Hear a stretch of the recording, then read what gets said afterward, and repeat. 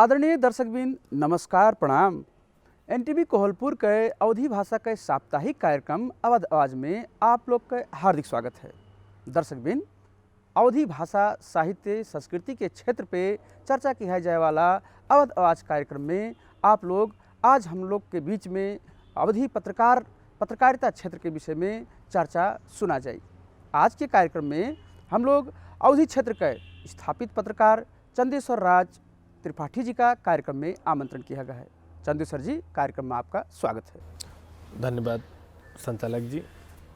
और हम आज ही अवसर में हैं आप सबका धन्यवाद ई वजह से भी देख चाहिए थे कि कम से कम अवध क्षेत्र से ना कोई विषय समस्या है या तो उसके निकास के लिए समाधान के लिए आप लोग प्रयासरत हो, इसलिए भी आपका धन्यवाद। तो ठीक है, आप तो चंदेश्वर जी लंबा समय से पत्रकारिता क्षेत्र में आबद्ध हुआ जाता है। आप सत्यम.com जागरण पत्रकारिता में भी आगे हुआ जाते हैं। क्या है अवस्था पत्रकारिता का? सर, अगर समग्र में कहा जाए तो ये क्षेत्र में पत्रकारिता के विकास द्रुत गति से हुआ है कह के कहा जा सकता है। हाँ, अगर उमन आप एक शब्द कहन जोड़ा जी कि वो पत्रकारिता के विकास के संगे अवधी भाषी पत्रकार लोगन के कितना विकास हुआ है, तो वहाँ थोड़ा हम आप कहन समझावे या बतावे का चाहिए कि कुछ कमी है, चाहे अपने आप के दक्षता का निखारे में हुए, चाहे अपने आप कहन 100 लोगन के बीच में कंपटीशन में उतारे में हुए, चाहे अपने आप में कुछ एक चेतना के थोड़ा थोड़ा जो एक कमी महसूस करत हैं वो चीज़ के लिए हो, तो ये सब चीज़ है। लेकिन अगर समग्र में कहा जाए तो ये क्षेत्र में पत्रकारिता के विकास अच्छा हुआ है, जिसके वजह से ना दर्जनों पत्र पत्रिका, दर्जनों रेडियो टेलीविज़न वगैरह, और अभी दर्जन 2 दर्जन के हाराहारी में तो करीब ऑनलाइन संस्करण है। आपके विगत में अगर बात किया जाए तो दर्जन 1.5 दर्जन तो साप्ताहिक रहे, लेकिन अभी वर्तमान अवस्था में जो संचालन में है उमन जैसे जनमत अर्ध साप्ताहिक पूर्णलाल चूके हमारे वरिष्ठ पत्रकार जी हैं, उनके निकलत है अर्ध साप्ताहिक कंटिन्यू। उसके बाद में समाज जागरण साप्ताहिक जो हम स्वयं निकाली थन, और यही हाँ उके प्रकाशक संपादक हम स्वयं हन।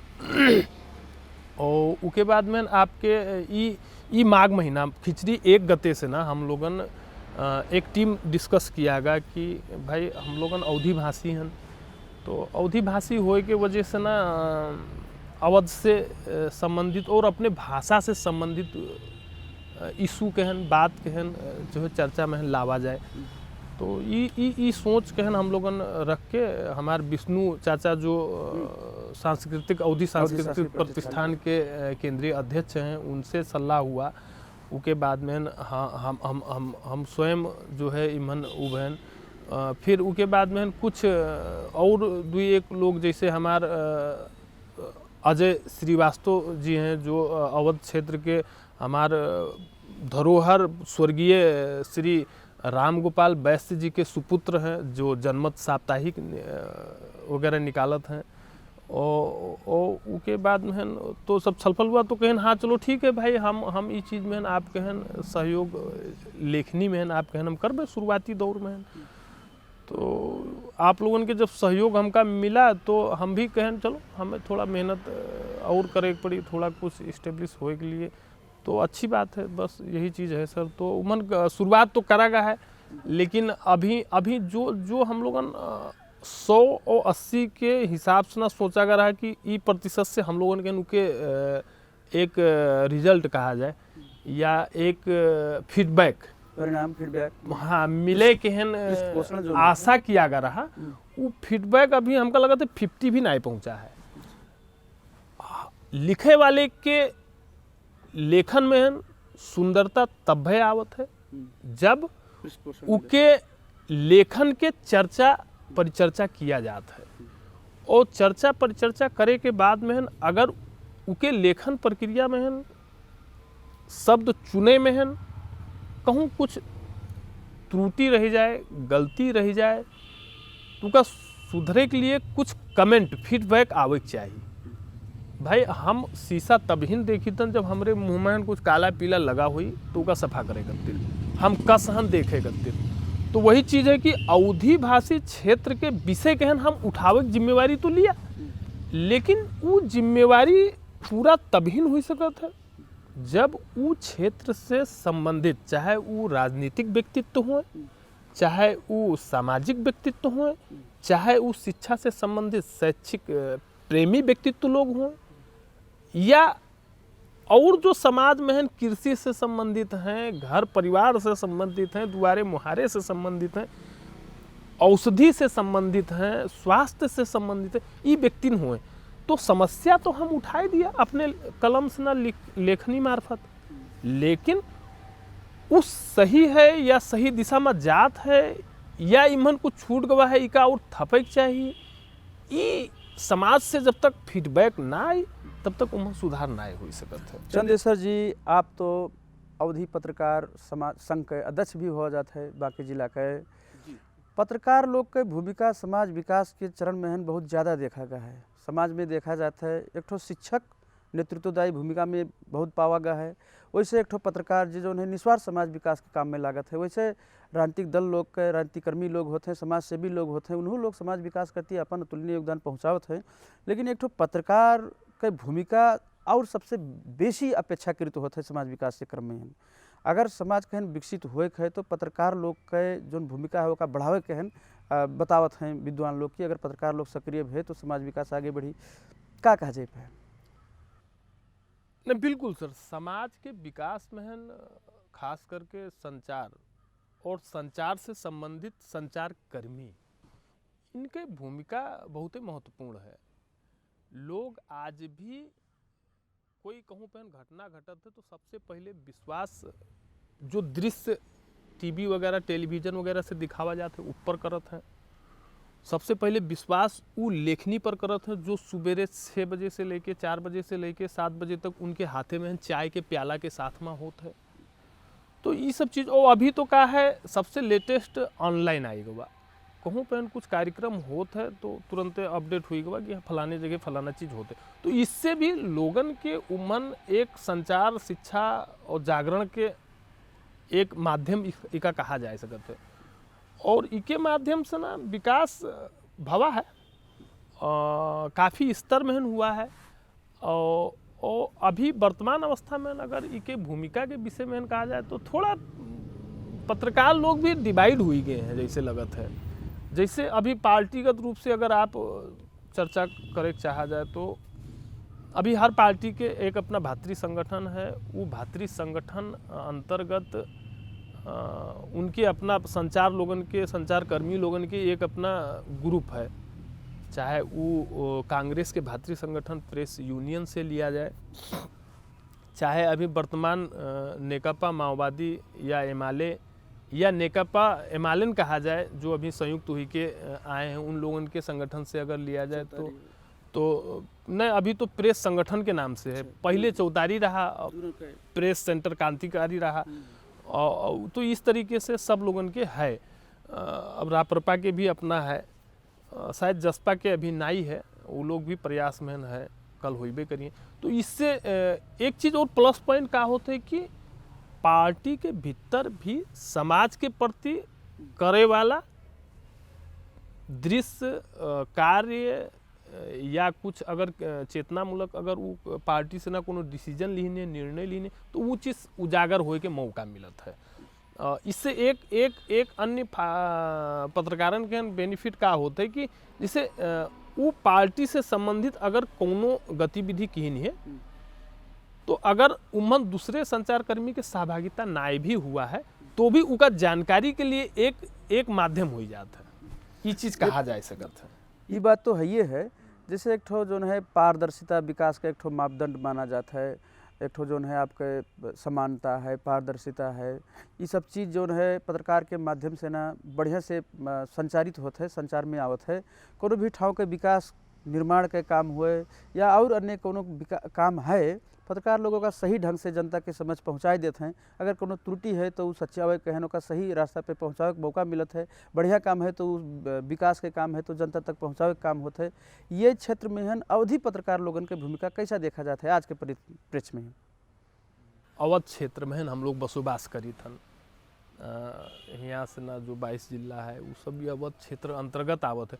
तो अगर अवधि पत्रकार कहा जी तो यहाँ पे जो हमारे नेपाली भाई बहन लोग हैं वो भी अवधिन पत्रकार के रूप से ना चर्चित है। लेकिन हाँ, अगर अवधि भाषी पत्रकार कहा जी तो हुआ हम आप एक चीज़ कह देवे कि हाँ ठीक है, अच्छे चेतना है। अवधि पत्रकार लोगन के भी अभी कुछ अवस्था है जो नाय 100% तो 50% 50% के दायरा में उनका रखा जा सकता है। जो उमन दक्षता है, चेतना है और उमन वो खूबी है जो वो निखार के समाज के विकास के लिए काम कर सकत है। हाँ, ये चीज़ है कि उनका वो कैटेगरी में अवसर अभी जो मिले चाहिए वो नहीं मिला है। अब वो का वजह है हो सकत है उम्र के फील्ड में जाए के कंपटीशन नाइब होगा कि या कभी वो अवधि भाषी क्षेत्र से उठा हुआ संचार मित्र के या संचार कर्मी के मन में कुछ अभी झिझक है कि इस चीज़ की वजह से ना कहा जा सकता है। और बाकी अगर जनता से सरोकारित कोनो विकास निर्माण से संबंधित होए या शैक्षिक गतिविधि से संबंधित होए या स्वास्थ्य के गतिविधि से संबंधित होए या महिला जागरण सशक्तिकरण से संबंधित हो तो वो क्षेत्र में भी अच्छा खासा भूमिका है अवधि पत्रकार साथी लोगन के और वो लोगन अच्छा काम करत है और उनके फीडबैक भी समाज में अच्छे जात है। लोग आज भी ज़रूरत पड़े पे शायद हमका लगता है ये हमारे लोगन के बहुत सद्भाव वाला नगरी है। ई वजह से ना यहाँ पे अभी उम्र भेदभाव के दृष्टि से ना संचार कर्मी लोगन के ना देखा जाता है। ना उम्र के कोनो विभेदित नीति कोनो गांव पालिकम कहा जाए या एक वडा स्तर में कहा जाए या पालिका स्तर से कहा जाए, वो चीज़ नहीं है। सबके समान रूप से सहभागिता है और उन लोगों के सहभागिता के वजह से ना जो विकास के गतिविधि है वो अच्छा गति भी ली सी। हाँ, कुछ जगह में तो थोड़ा बहुत सा समस्या रहा है। आधारभूत चीज़ है शिक्षा, स्वास्थ्य, सर सफाई का एक बात है। ये पढ़ाई ज़्यादा जो है फोकस करके एक हिसाब से ना वो वहाँ रहा समस्या के निकारे में और समस्या के समाधान खोजे में भूमिका कैसा देखा जाता है? इनमें कुछ कमी है सर। कमी काहे है कि हम लोगन के ये वर्ग जो अवधि भाषी वर्ग है इमन कुछ अभी चेतना की कमी के संचार जिस तरीके से जो तरीके से न होए के चाहिए, दौड़े के चाहिए, वो भी नहीं दौड़ा है। आप इधरे यही बांके जिला के हम आप कहें नारायणापुर गांव पालिका के अगर इतिहास बताई तो अब इधर 1 साल के भीतर तो हम खैर नहीं कही था, लेकिन 1 साल के पहले अगर आप देखा जाए तो हुआ कहन काफ़ी समस्या रहा। आपके शिक्षा में वो पीछे रहा, वो रोजगार में पीछे है, वो स्वास्थ्य में पीछे है, वो विकास में पीछे है। उके प्रमाण स्वयं नेपाल गवर्नमेंट दी से कि वो पिछड़ा पालिका अंतर्गत आवा, उनका अपने पिछले पालिका अंतर्गत सूचीकृत किए हैं। लेकिन अगर ये कोविड के बाद से कुछ अगर कहा जाए, वहाँ पे जब से एक कोविड पीड़ित की डेथ हुआ, शायद कुछ वजह है कि दवाई नहीं पाई या उके जो है ड्रेस नहीं रहा जिसकी वजह से एम्बुलेंस वाला ड्राइवर पहुंचाए नहीं पाए, कुछ कारण हुई सकत है, वो अनुसंधान के विषय है, संबंधित पक्ष करी हैं। लेकिन उनके बाद से ना जो वहाँ पर विकास गति ली सी वो सराहनीय है। आज वहाँ पर छोटे छोटे बच्चों को भी प्रेरित किया जाता है कि नहीं विद्यालय जाना पड़ेगा। उसमें अभिभावक लोगों को भी समझाया जा रहा है, ब्रीफिंग किया जा रहा है। चेतना के स्तर से ना जो राजनीतिक दल लोगन हैं वो लोग भी अपने तरफ से भरपूर प्रयास कर रहे हैं कि उन लोगन के हन शिक्षा के ज्योति में हन कैसे लावा जा सकत है, और जो ये पिछड़ापन के एक दाग है उका कैसे मिटावा जा सकत है। वो इस तरह से वो लोग अपन अच्छा काम करत हैं। और शिक्षा में हन जो फड़को मारी सो तो मरबे की रहा। स्वास्थ्य के बाद स्वास्थ्य में हन भी कोविड के बास्तना हुआ पहन, जैसे अभी एक दो ठो ठाव में स्थान में हन आपके हॉस्पिटल के उद्घाटन हुई गवा।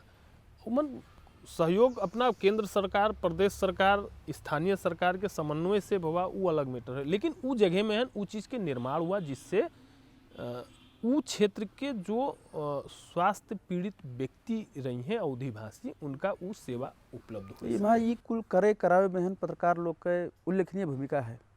हाँ बिल्कुल, संचारकर्मी अपने स्थान से ना अच्छा खासा उल्लेखनीय भूमिका उठाई नहीं है। देखा जाए कोई भी समाज में अगर समस्या रहा था, उस समस्या कहन जब लेखनी के मार्फत से ना समाज में पसका जाते तो एक जगह से दूसर जगह जब संचार हुई के पहुँचा थे, तभी ऊपर संबंधित अधिकारी लोगन के संबंधित स्थान के दृष्टि दौड़त है। और जब वो दृष्टि दौड़त है तो वो दृष्टि दौड़ावे वाला रामबाण के भूमिका वही कोविड के बाद में जो मरा रहा व्यक्ति, वो व्यक्ति भले वो शहादत कहा जाए उका कि उके योगदान से ना उस क्षेत्र के जो विकास गति लिहिसिए, चाहे आज वहाँ बत्ती कही दिन जाए, बत्ती देखा जाए वहाँ पहुँच गवा। अगर शिक्षा में कहा जाए तो वहाँ 2-4 स्कूलन में अभी भी स्थापना हुआ, और बच्चन के नॉन स्टॉप एक मॉनिटरिंग जो करे चाहिए वो शिक्षक से लेके प्रतिनिधि तक का कर रहे हैं, भेजे के प्रयास कर रहे हैं, अभिभावक में चेतना जगाए रहे हैं। और उसके बाद में अगर स्वास्थ्य से किया जाए तो स्वास्थ्य में वहाँ काफ़ी हद तक सुधार हुआ, हॉस्पिटल के भी स्थापना हुआ 2-4 जगह, अब हेल्थ पोस्ट वगैरह भी हुए से ना संचालन वो कर रहे हैं। वहाँ पर अब अच्छे से अच्छे डॉक्टर से भी समन्वय हो ही रहा है, बहुत जल्द वो चीज़ के भी समस्या निकास किया जाए। चंद्रशेखर जी, जैसे विकास निर्माण के काम में पत्रकार लोग के उल्लेखनीय भूमिका ये है। अवधि समाज के जोन अपन संस्कृति है, कला है, ये सब चीज़न में हैं पत्रकार लोग उठाए हैं, कलम चलत है उनके। अभी तो अब हमरे आपके समाज के जो प्रबुद्ध वर्ग हैं उनके ऊपर ये भूमिका है कि अपने आवे वाली पीढ़ी के कैसे सिखावा जाए सके, कैसे चेतनशील बनावा जाए सके, उनका ये बतावा जाए। जब हम अपने लड़कवा से ना बतेबे कि हाँ भैया हमार पुरखा लोग ये परंपरा मानत, ये मेरे मानो, इससे तुम्हार स्वास्थ्य, शारीरिक, मनोस्थिति हर चीज़ में जो है सफलता मिली। तो वही चीज़ है, जैसे पहले क्या होता है, गुड़िया हम लोग पीता जाता है, तो नागपंचमी के अवसर में भैया दूज मनावा जाता है, जिमन कथा किस्सा कहानी औरतें लोगन अपना करवा चौथ मनावा जाता है। उसके बाद अब होली में भी, होली से एक दिन पहले 2 दिन पहले हम लोगन हास्य व्यंग वगैरह चलावा जाता है। तो ये हमारे लोगन के पुरखा लोग जब चलाते हैं, हम देखें तब तो हम सीखें। तो अब आज के डेट में, आज के मिति में, आज के समय में अगर कहा जाए तो ये लोप हो के अवस्था में है। तो इके संरक्षण के लिए हम लोगन के भी भूमिका वही हो चाहिए जो अन्य उस समाज के व्यक्तित्व के हो चाहिए कि ये अच्छा चीज़ है, उससे नुकसान तो समाज के अपेक्षा का है कि पत्रकार लोग का और बेसी, हाँ, थोड़ा जो दबा बिसरा बात है उसका थोड़ा और उठावे के चाहिए।